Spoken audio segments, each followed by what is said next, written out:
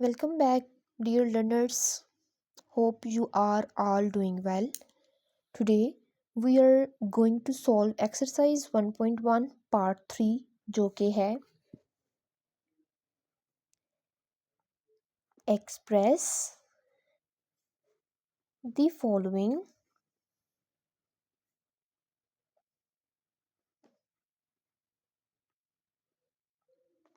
as a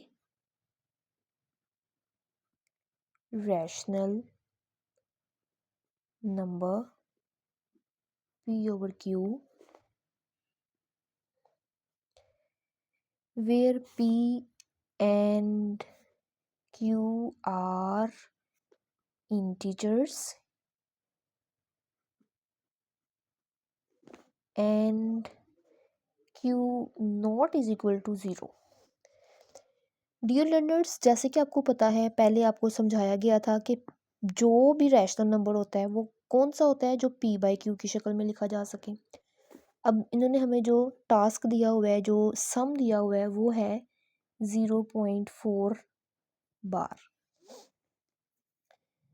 0.4 बार को जब हम लिखते हैं तो यहाँ पे हमने इसको लेट करना होता है। लेट चूंकि दो नंबर्स हैं p एंड q, तो हमें p के लिए एंड q के लिए कोई ना कोई वैल्यू चाहिए होती है। तो हमने इस जब भी हमारे पास कोई, अब यहाँ पे तो जस्ट एक है, इसको या तो आप p कह सकते हैं या q कह सकते हैं। हमें 2 टाइम्स चाहिए वैल्यू, यानी एक यहाँ पे चाहिए लेफ्ट और एक राइट साइड पे चाहिए।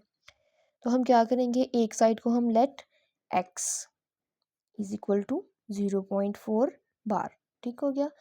Next x is equal to, अब ये जो आपको बार नज़र आ रहा है, इस बार को हटाने के लिए हमने जिस नंबर के ऊपर बार होगा उसको मल्टीपल टाइम्स लिखना है। 4 टाइम्स लिख सकते हैं, 2 टाइम्स लिख सकते हैं, 5 टाइम्स लिख सकते हैं, सो ऑन। ये चलते जाते हैं, ये रुकेंगे नहीं।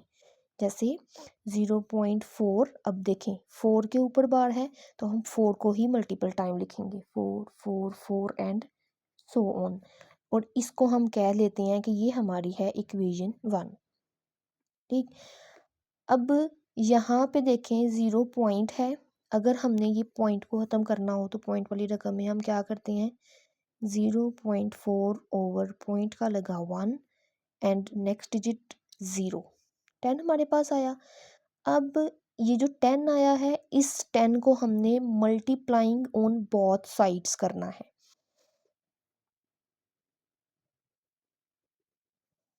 Multiply both sides by 10. 10 multiply by x, both side, one side and second side is equal के नीचे देखें सीक्वेंस में आपने लिखना है x के बराबर में x आना चाहिए और मल्टीप्लाई बाई 10। 0.444 के नीचे वही वैल्यू 0.4444 मल्टीप्लाई बाय 10। ठीक। अब हम इसको मल्टीप्लाई करेंगे, 10 multiply by X is equal to 10, X is equal to 0.444 को जब हम 10 पे मल्टीप्लाई करेंगे तो हमारे पास आएगा समथिंग 4.4444 एंड सो ऑन। और इसको हम कह लेते हैं इक्वेशन 2। जो हमने सबसे पहले ऊपर सॉल्व किया जिसमें हमने लेट किया, वो हमारे पास था x इज इक्वल टू 0.4444 जो कि हमारी थी इक्वेशन 1। नेक्स्ट हमने जब मल्टीप्लाई बोथ साइड्स बाय 10, ये 10 कैसे आया, ये आपको यहाँ पे बताया गया है कैसे 10 आएगा। इसी नंबर्स के अकॉर्डिंग आपके पास नेक्स्ट वैल्यू जो भी आएगी वो आएगी। जैसे 0.4 है, इसके अलावा आपके पास ये वैल्यू हो सकती है 2.78। तो इसका हमने जो ये इसका जो मल्टीप्लायर टर्म हमने निकालना है वो हमने कैसे निकालना है, 100, जो नीचे वाली वैल्यू आएगी उसको हमने मल्टीप्लाई करना है। ये आपका एडिशनल टिप थी इन क्वेश्चंस को सॉल्व करने के लिए। मेन आपका ये चलेगा क्वेश्चन में जी। 10x इज इक्वल टू, इसको हम कर देते हैं इक्वेशन 2। अब देखें आपके पास इक्वेशन 1 एंड इक्वेशन 2। अब हमने p ओवर q को निकालने के लिए कोई वैल्यू चाहिए हमें रिमेनिंग यानी left side and right side पे कुछ चाहिए, तो हम क्या करेंगे, subtracting equation 1 from equation 2, subtract कर देंगे इसको।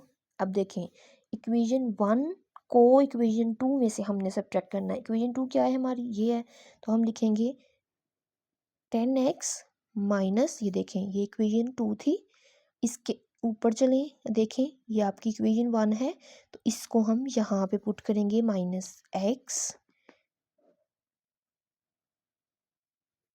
इज इक्वल टू, अब इक्वेशन 2 की जगह पर दूसरे नंबर पे हमारे पास था 4.4444 माइनस इसके, देखें बराबर में हमारे पास इक्वेशन 1 में है 0.444 एंड 4 सो ऑन, ठीक हो गया। इसको हम जब माइनस करेंगे 10x minus x is equal to 9x is equal to 4.444 को जब माइनस करेंगे तो हमारे पास आता है 4, ठीक हो गया। यहाँ पे अब देखें, ये देखें यहाँ पे हमारे पास लर्नर्स, यहाँ से आपने बड़े अच्छे तरीके से समझना है। इस पॉइंट पे आकर आपने ये देखना है, अगर कोई रकम हमारे पास मल्टीप्लाई हो रही है किसी के साथ, यानी यहाँ पे आपको पता है कि ये 9x है, इनके दोनों के दरमियान में कोई साइन नहीं है। जब भी किसी दो रकमों के दरमियान में कोई साइन नहीं होता तो वो आपस में मल्टीप्लाई होती हैं। एक साइड पे वो मल्टीप्लाई होंगी तो अपोजिट साइड पे वो डिवाइड होंगी। जैसे ही 9x है, x हमारे पास यहाँ पे रह गया इज इक्वल टू 4 अपनी जगह पे रहा, 9 की हमने प्लेस चेंज की, रिप्लेस किया इसको 4/9, that is your answer. Next आपके पास है क्वेश्चन नंबर 2 जो कि है 0.37 bar. As you know bar, तो हमने करना है वही method, let x is equal to 0.37, x is equal to 0.37 multiple times repeat. जी, तो नेक्स्ट हमारे पास है x is equal to 0.37 so on. अब हमने क्या करना है, मल्टीप्लाइंग बोथ साइड्स, बट किसके साथ, 10 के साथ या 100 के साथ, ये हमें कन्फ्यूजन रहेगी। तो इसके लिए हम क्या करेंगे, हमारे पास जो एक्चुअल वैल्यू है, जो एक्चुअल हमारे पास यहाँ पे रकम दी हुई है, उसको हम लिखेंगे 0.37 बाय पॉइंट का क्या आया 1, नेक्स्ट 0 0, 100 आपके पास आया। तो अब आपको ये चीज़ क्लियर होगी कि हमने दोनों साइड्स को किसके साथ मल्टीप्लाई करना है, डेफिनेटली 100 के साथ। तो हम करेंगे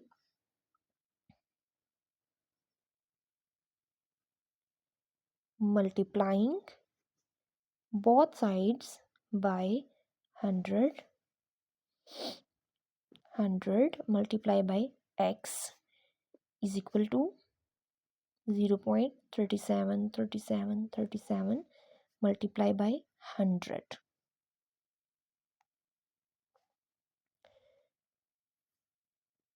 100x is equal to 37.37 and so on, and that is your equation 2, that is equation 1 and this is your equation 2। जबकि आपको पता है इक्वेशन 2 भी आपके पास आ गई है, इक्वेशन 1 भी। अब हम क्या करेंगे, सब्ट्रैक्टिंग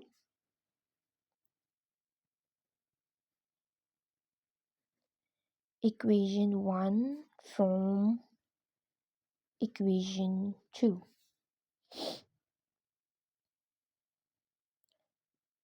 100x माइनस इक्वेशन 1 थी हमारे पास x is equal to equation 2 हमारे पास है 37.37, 37 माइनस इक्वेशन 1 हमारे पास क्या थी 0.37,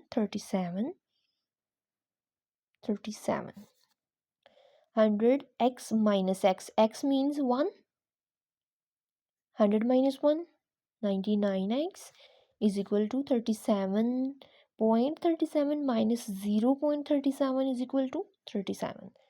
सेम वही क्वेश्चन फिर से, 99x है तो x is equal to 37 यहाँ पे ये मल्टीप्लाई हो रहा है, ऑपोजिट साइड पे जाके ये 99 आ जाएगा।